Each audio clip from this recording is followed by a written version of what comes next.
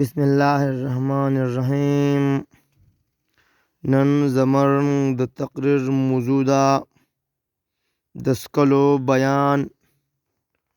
د حضرت انس رضی الله تعالی عنہ روایت ته چې رسول الله صلی الله علیه و وسلم با د اوبو څکلو په حالت کې درې ځل ساه اخیسته، او د مسلم په یو روایت کې دا الفاظ هم نقل دي چې رسول الله صلی الله علیه وسلم او فرمایل چې دا رنګ سړی خړوب شي او تنده مات شي او بدن ته صحت ورکوي.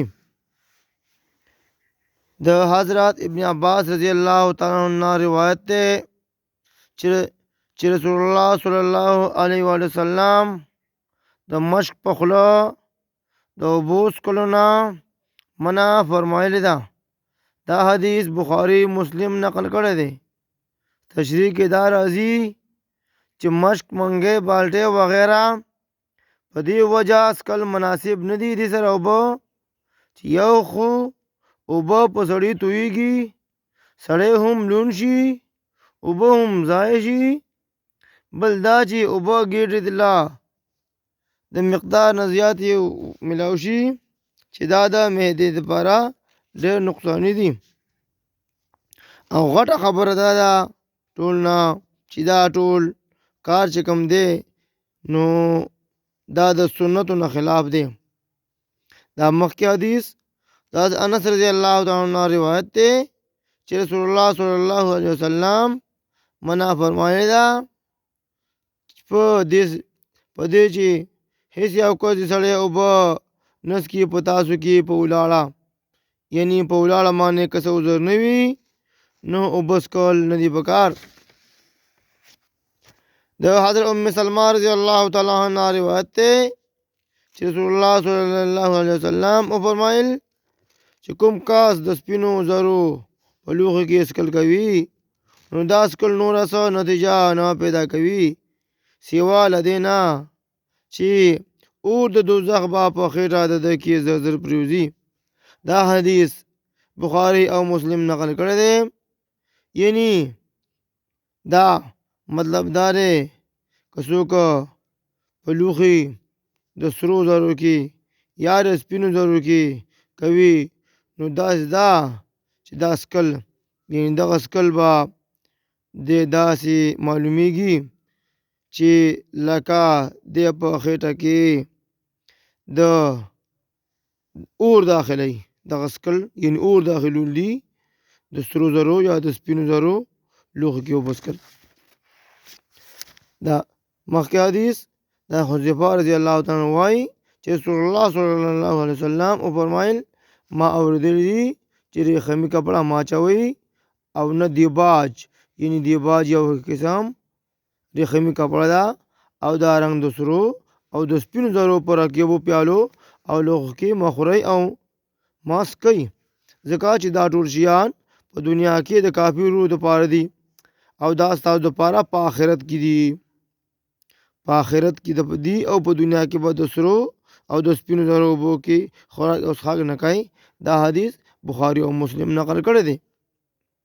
د حضرت سهل بن سعد رضی الله تعالی عنہ روایت دی چې یوه ورځ د رسول الله صلی الله علیه وسلم په خدمت کې د پیو یا د اوبو یو پیاله چا راوړه. رسول الله صلی الله علیه وسلم ترې وڅکلې او څه پاتې شوي، یعنی څه پاتې شوي. دغه وخت د ده ښي طرف ته یو هلک ناست و چې هغه په عمر کې کم او کوم چې زاړه مشرانو هغه ګس طرف ته ناست و. رسول الله صلی الله علیه وسلم فرمایل ای هلکه ته اجازت ورکوي چې دا باقی پاتې اوبه یعنی اپی دې مشرانو ته ورکړم؟ هلک وویل نه، ای د الله رسوله زه ستاسو نه بچ شوي اوبه یعنی اپی بل ته په ورکولو باندې تیار نه یم. چنانچه رسول الله صلی الله علیه وسلم هغه پاتې شوي اوبه یا اپی هغه هلک ته ورکړو. نو دا خوږو مسلمانانو که چېرته تاسو اوبه یا پیس کوي او ستاسو طرف ته ښي طرف ته کشران ناستی او ګس طرف ته مشران ناستی، نو حق د چا دی؟ حق دا هغه چا دی چې کم ستاسو ښي طرف ته ناستی. دا ښي طرف ته څوک ناستو؟ دا ښي طرف ته یو کم عمر والا صحابي ناستو، نو هغه اجازت ورنکو، نو پیغمبر علیه السلام هغه ته پی یا اوبه ورکړي. دا مونږ ته معلومه شوه چې ښي طرف ته که چېرې کشر ناستی نو دا هغه حق زیات دی، او بیا که اجازت ورکړي نو بیا خیر دی، بیا دې مشرانو له ورکړي، بیا دې نورو خلکو ورکړي، خو په اجازت سره. د حضرت ابن عباس رضی الله تعالی عنہ روایت دی چې رسول الله صلی الله علیه وسلم منع فرمایلی ده چې د اوبو څښلو په وخت کې لوښ کې ساه اخیستل نه یا د پوکي وهلو نه په اوبو کې به دننه ساه نه اخلي او نه به پوکي ورکوي.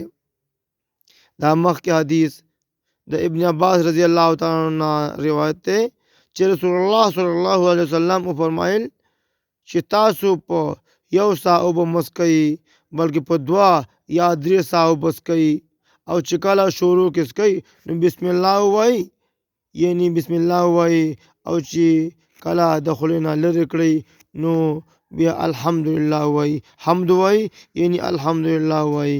دا حدیث ترمذی راغستی دی.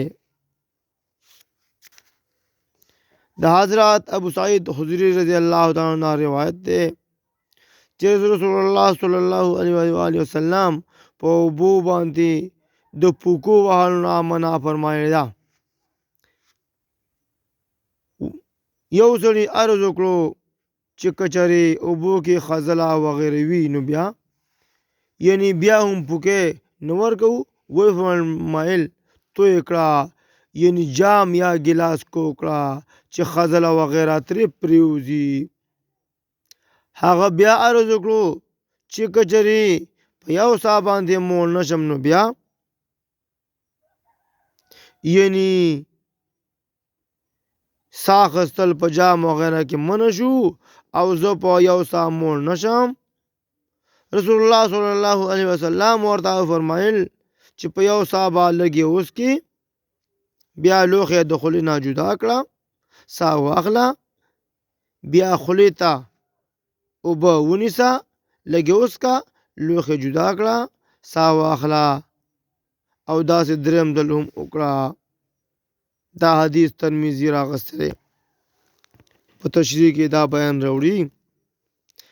د ارشاد مبارک نه دا مطلب دی چې که چېرې د اوبو د لوښي نه خس او خشاک وغیره ته سړی پوکې ورکړي او په دې دوران کې د خولې نه توکانې پکې پرېوځي نو هغه بیا د خشاک وغیره نه زیات مکروه شي. همدارنګې قیاس په ساه اخیستلو سره هم کیدی شي، ځکه چې دغه وخت هم د سړي په پوزه یا خوله باندې بې اختیاره هوا راوځي. نو الله تعالی دې موږ په قرآن او په حدیث باندې روان کی. السلام علیکم ورحمۃ اللہ وبرکاتہ.